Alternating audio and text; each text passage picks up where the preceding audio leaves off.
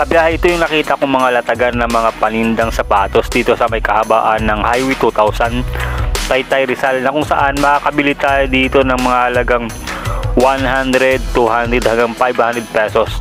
Depende sa klase ng sapatos na ating mabibili.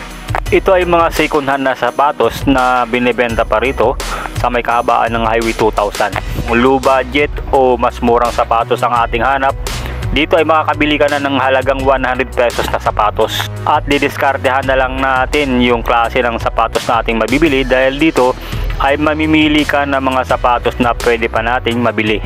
Dahil ito ay second hand na nga, at kailangan natin talagang tingnan ang sapatos na ating bibilin dito. Kaya dito ay namili muna ako ng mga sapatos na pwede pang pakinabangan, dahil ito ay iba, gamit na, pero mapakinabangan pa naman natin.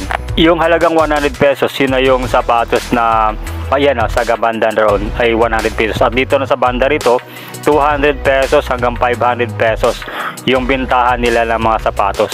Tagalaga namang maayos pa naman at pwede pa natin magamit ito. Kadalasan ang bumibili dito sa may Highway 2000 ay yung mga nagmumotor na kagaya ko, kung saan nadadaan lang ito nila sa may kahabaan itong Highway 2000.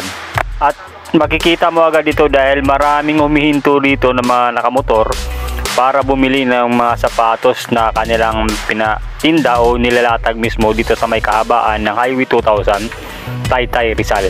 Kaya kabiyahe, kung ang hanap mo ay murang sapatos, ay pwede mo itong daanan dito sa may kahabaan lang ng Highway 2000 Taytay Rizal.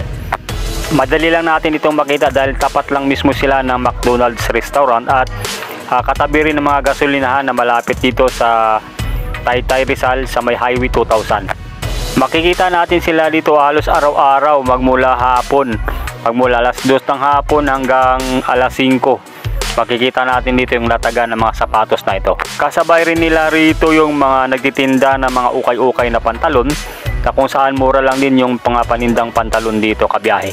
Kaya kung ikaw ay mapadaan dito ay bumili ka na rito, at talaga namang mura lang ng mga paninda dito, kagaya nito mga sapatos dito sa may Highway 2000.